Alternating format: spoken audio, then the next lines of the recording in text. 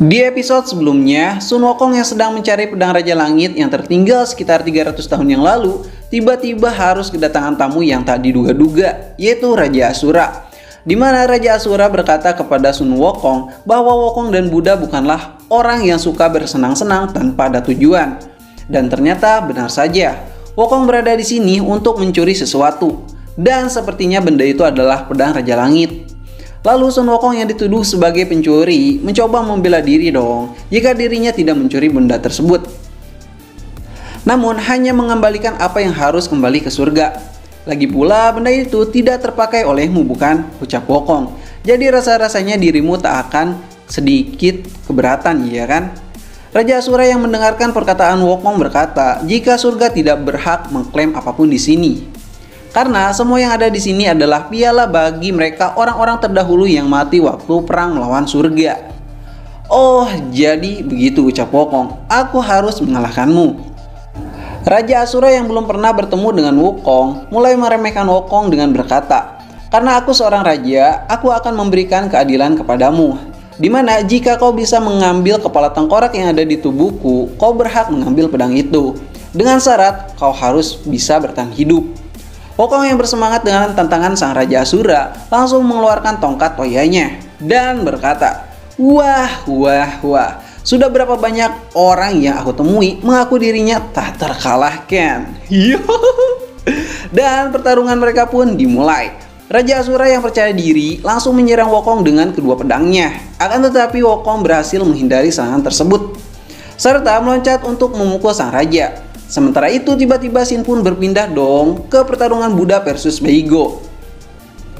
Di mana Baigo terus-menerus menyerang Buddha, namun Buddha selalu bisa menangkis serangan Baigo tersebut.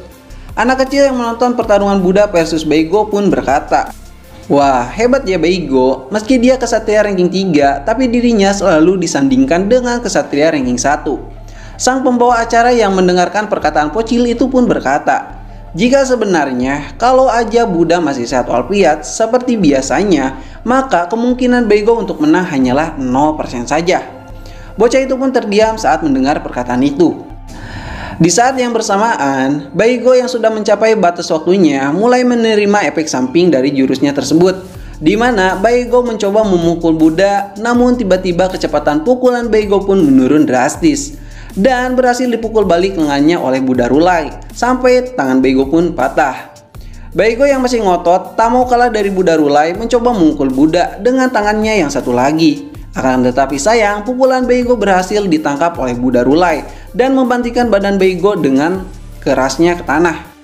Serta disertai pukulan telak Buddha Rulai yang memukul telak tepat pada wajah Baigo yang membuat Baigo tak sadarkan diri seketika. Orang-orang yang melihat kekalahan Baigo pun di depan matanya sontak tak mempercayainya karena Baigo terkenal sangatlah kuat di kerajaan Asura ini. Di saat semua orang terpaku kepada kekalahan Baigo, tiba-tiba seseorang pun muncul dari belakang arah Buddha dan mencoba membacok Buddha. Akan tetapi sayang, serangan kejutan itu berhasil dihindari oleh Buddha dengan sempurnanya. Dan orang itu berkata kepada Buddha, sudah lama ya kita tidak bertemu. Dan orang itu adalah kesatria Asura di zaman dulu yang pernah ikut perang melawan Surgawi. Kesatria ranking 2 ini pun langsung menyerang Buddha dengan kekuatan maksimalnya. Namun tiba-tiba Sin pun berpindah lagi kepada pertarungan Sun Wukong versus Raja Asura. Di mana pertarungan mereka semakin kesini makin sengit aja.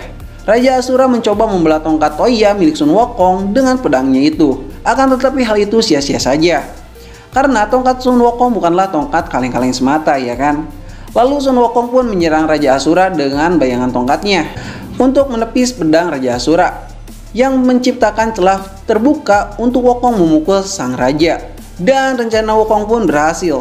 Wukong memukul kepala sang Raja Asura dengan kerasnya sampai-sampai tengkorak tulang Raja Asura pun retak seketika. Namun sayang, ternyata semua itu juga direncanakan oleh sang Raja Asura, di mana sang raja berhasil menebas sedikit tubuh Sun Wukong. Namun di sini tiba-tiba Sin pun kembali berganti ke dalam surgawi, tepatnya di Istana Langit. Di mana Guan Yin yang masih kebingungan memikirkan siapakah sosok misterius itu, serta memikirkan perkataan Raja Langit yang dimana Raja Langit bilang bahwa Dewa Elang adalah dewa yang sudah terkena aura jahat itu. Dan masalahnya, ternyata Dewa Guan Yin sendiri tidak bisa mendeteksi mereka karena aura mereka selalu bisa disembunyikan. Sementara itu, Shin pun kembali berpindah ke ruangan misteri, di mana Ling Tong sedang membawa dupa ke tempat tersebut. Dan Ling Tong pun berkata, "Kenapa kau tak habisi Guan Yin, Raja Langit?" Raja Langit pun bilang, "Biarkan sajakah dia. Masalahnya, dia itu bukanlah orang yang bodoh, serta pastinya akan ada perpecahan kubu nantinya. Terlebih lagi dia ini masih berguna untuk merebut kitab suci untukku. Dan yang paling penting, aku berhasil membuat dia bingung." Sementara itu, sosok lain yang memakai jubah pun berkata, "Aku tidak sabar untuk membunuh Guan Yin, memakannya dan meminum darahnya."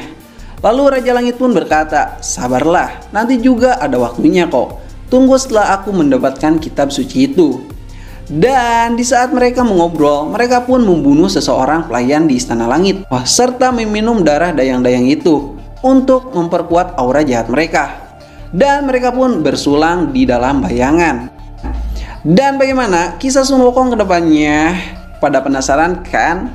Oke, buat kalian yang penasaran dengan alur cerita si Shinji season 4 ini, kalian bisa subscribe channel ini dan aktifkan loncengnya ya. Serta kalian juga bisa like jika kalian mau. Oke, sampai ketemu lagi di next video. Bye bye.